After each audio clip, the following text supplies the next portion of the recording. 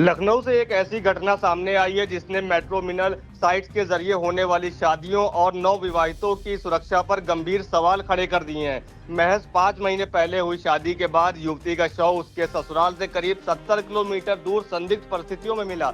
ज्यादा जानकारी के लिए सीधे फोन लाइन से जुड़ चुके हैं इंडिया संवाददाता निशान गुप्ता। निशान जी, बताइए क्या जानकारी सामने आ रही, क्योंकि अभी देखा गया था बीच में जब परिवार वालों को जो मृतका है, जो शव मिला है, तो मृतका के द्वारा एक मैसेज भेजा गया था परिवार वालों को कि मुझे मम्मी बचा लो, सुबह 7 बजे तक हमको यहाँ से निकाल लो आकर। जब परिवार वाले इटौंजा थाना क्षेत्र पहुंचते हैं और वहां पर देखते हैं जाके, तो जो ससुराल था वहां ससुराल पे ताला लगा था, सब लोग फरार बताए जा रहे थे। तो इसके बाद क्या जानकारी सामने आ रही है निशान जी?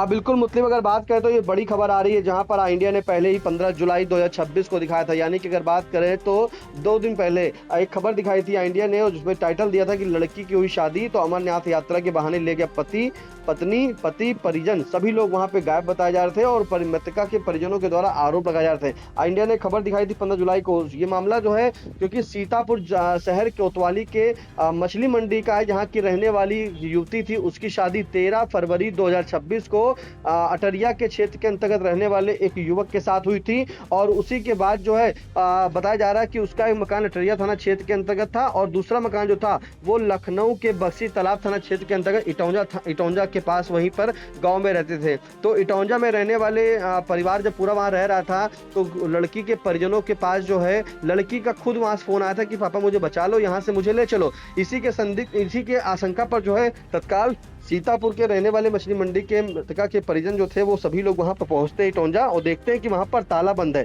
तो पता चलता है कि जो लड़की है वो और जो लड़का दूल्हा था उनका पति, मतलब सभी लोग बता के आते हैं कि कहीं ना कहीं अमरनाथ यात्रा गए हैं और उस यात्रा पर जो है वहां पे सभी लोग गए हुए, तभी ये लापता है, गायब है, अभी फोन का स्विच ऑफ जा रहा है। ऐसा जानकारी जो है मिली थी, जो परिजनों के द्वारा यहाँ पर आरोप भी लगाया गया था, जिसके चलते उन्होंने जो है थाना इटौंजा, थाना बक्सी तालाब में एक शिकायत दर्ज प्रार्थना पत्र दिया था और उन्होंने कहा था कि उनकी बेटी की कहीं ना कहीं हत्या जरूर कर दी गई होगी और इसी हत्या के बाद जो है वो सभी लोग फरार हो गए होंगे, ऐसा आशंका जताया था। और परिजनों के ऊपर यानी कि ससुराली पक्ष पर जो है गंभीर आरोप लगाए थे। उसी के बाद पुलिस ने तफ्तीश शुरू की और तफ्तीश के बाद जो है अब बताया जा रहा है, जो मीडिया रिपोर्ट्स के अनुसार, कि उसकी जो इटौंजा ससुराल थी वहां से करीब 70 किलोमीटर दूर जो है नहर में एक शव उतराता हुआ मिला है। और जब शव उतराता देखा गया तो यही युवती का शव बरामद हुआ है। फिलहाल 13 जुलाई को नगराम इलाके से गुजरने वाली जो इंदिरा नहर है वहीं के सलेमपुर अचाका रेगुलेटर में एक महिला का जो शव मिला था, उसी शव की शिनाख्त हो पा रही थी और बड़ी मुश्किल से शिनाख्त हुई। तो इटौंजा थाने में जो बैठे मायके वाले थे उन्होंने 16 जुलाई को जब हंगामा शुरू किया, यानी कि बीते गुरुवार को जब हंगामा परिजनों के द्वारा शुरू किया गया था, तभी पुलिस ने वहां पर शव बरामदगी की और शव पहचान कराया कि हाँ ये इसी का शव है। तब उसके पिता के द्वारा, यानी कि मृतका के पिता के द्वारा जो है अपनी बेटी का शव पहचाना गया है। जैसे ही जानकारी होती है, थाने में मौजूद जो माँ थी वहां पर उसकी हालत बिगड़ने लगती है। मृतका की जो छोटी बहन थी उसने जो है खुद पर डीजल डालने का प्रयास किया और अपना जीवन लीला समाप्त करने का उसने प्रयास किया था। उसने लगातार आरोप दोहराया कि ससुराल वालों ने जो है मेरी दीदी को मार डाला, मेरी दीदी को मार डाला। पुलिस ने कोई कार्रवाई नहीं की। फिलहाल जो मृतका थी उसका नाम हिमांशी कश्यप था और ये सीतापुर के पवन कश्यप की बेटी थी। वहीं मछली मंडी में रहने वाले जो पवन कश्यप है उनकी बेटी की जो शादी हुई थी वो मैट्रिमोनियल साइट के जरिए हुई थी। तो आपने जो सही बताया कि जिस तरह से ये मैट्रिमोनियल साइट होती है, कहीं ना कहीं लोग इसमें आते हैं, फंसते हैं झांसे में, और फिर ऐसे हादसे अक्सर देखे गए हैं। जो मैट्रिमोनियल की शादी जो होती है वो सही नहीं बताई जाती है, सही नहीं मानी जा रही। तो ऐसे मामले सामने आए हैं, कई मामले ऐसे आए, लेकिन इस पर अभी कुछ कह पाना मुश्किल है। जिस तरह से ये आरोप लगाया गया है पवन कश्यप के द्वारा कि उन्होंने अपनी बेटी की शादी मैट्रिमोनियल के साइट के जरिए इटौंजा के प्रदीप गौड़ के साथ 5 महीने पहले की थी।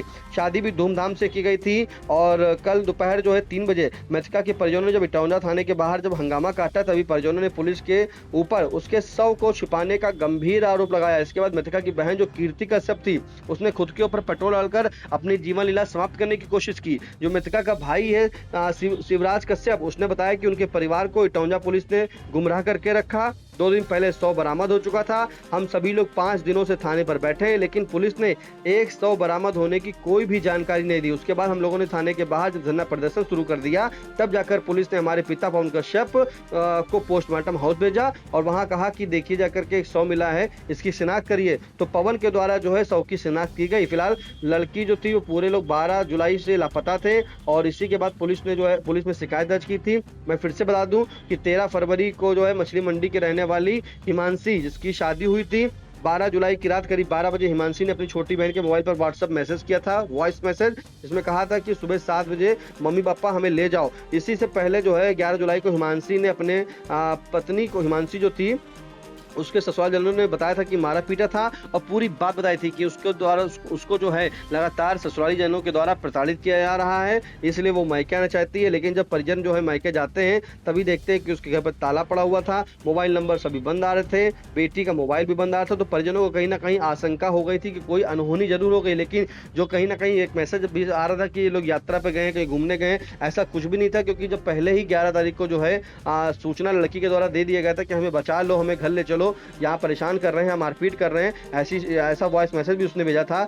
इसी के चलते परिजनों को पूरी तरीके से आशंका थी कि उसकी बेटी के साथ कोई ना कोई अनहोनी जरूर हो गई। फिलहाल डीसीपी नॉर्थ जो गोपाल कृष्ण चौधरी, उन्होंने बताया कि प्राथमिक जांच में 100 हिमांशी का ही पाया गया है। परिवार ने भी 100 की शिनाख्त कर ली है। पोस्टमार्टम रिपोर्ट आने पर आगे की कार्रवाई की जाएगी। जो पिता है उन्होंने साफ तौर पर बता दिया है कि मेट्रोमोनियल साइट के जरिए शादी हुई थी और शादी में हैसियत से ज्यादा उन्होंने खर्च भी कर दिया था। लेकिन ये दहेज लोभी लोग हैं, इनका पेट जब नहीं भरा तो इन्होंने मेरी बेटी की जान ले ली। शादी के 15 दिन बाद से ही लगातार प्रताड़ना भी करते रहते थे। एक बार थाने में सुलह समझौता हो चुका था, लेकिन बार बार ये हमारी बेटी को जो है परेशान करते रहते थे और जब इन लोगों ने परेशानी की हद पूरी कर ली तभी इन्होंने मेरी बेटी को ही मार दिया। फिलहाल घर में जो लगे सीसीटीवी में शोर शराबा तो सुनाई दे रहा है, वीडियो भी साफ नहीं आ रहा है। जो इनका दामाद का बड़ा भाई है संदीप गौड़, बेटी के कमरे की तरफ खुरपी लेकर भागता हुआ उसमें भी दिखाई दिया है। इसके बाद कैमरा बंद हो जाता है। इतनी ही बात कहने के बाद उस पिता की आंखें नम हो जाती हैं। 5 महीने के समझिए कि मुतरिब शादी हुई थी और शादी के बाद ये एक लड़की का यानी कि उसके सपने का भी अंत हो गया। जिस तरह से उसने सोचा था कि उसके साथ सब कुछ सही होगा, मेट्रोमोनियल साइट से लड़का मिला है और लड़का भी लखनऊ का ही रहने वाला है। फिलहाल ये अटरिया में इसका घर बनाया जा रहा है गांव में, और एक घर इसका इटौंजा में था। तो इटौंजा वाले घर में सब लोग खुशी से रहते थे, लेकिन शादी के कुछ ही दिन के बाद जो है लगातार उस बेटी को परेशान कर रहे थे, यानी कि जो हिमांशी थी उसको परेशान कर रहे थे और उसका एक बार थाने में सुलह समझौता भी हुआ। लेकिन जो ये 100 मिला है, बताया जा रहा है कि नगराम की तरफ 100 मिला है, नहर में उतराते हुए 2 दिन 13 तारीख को ही मिल गया था, लेकिन पुलिस ने जो है इस 100 को छुपाए रखा, इसकी कोई शिनाख्त नहीं कराई। जब परिजनों के द्वारा, जो लड़की के परिजन है उसके द्वारा जो है वहाँ पे हंगामा काटा गया, धरना प्रदर्शन शुरू किया, तब जाकर के कहीं ना कहीं टोंजा पुलिस ने जो है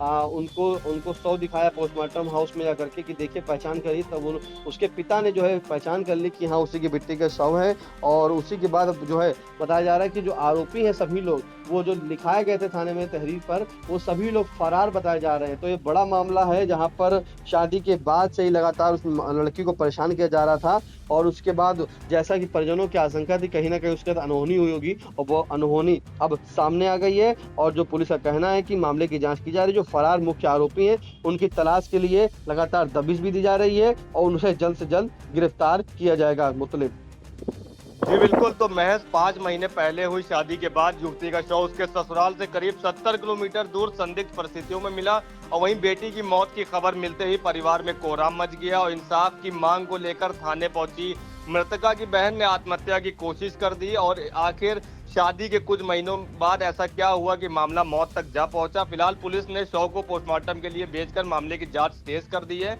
और मौत के पीछे की असली वजह पोस्टमार्टम रिपोर्ट, फॉरेंसिक साक्ष्यों और जांच के बाद ही फिलहाल साफ हो सकेगी। इन तमाम जानकारी के लिए निशान जी आपका बहुत बहुत धन्यवाद।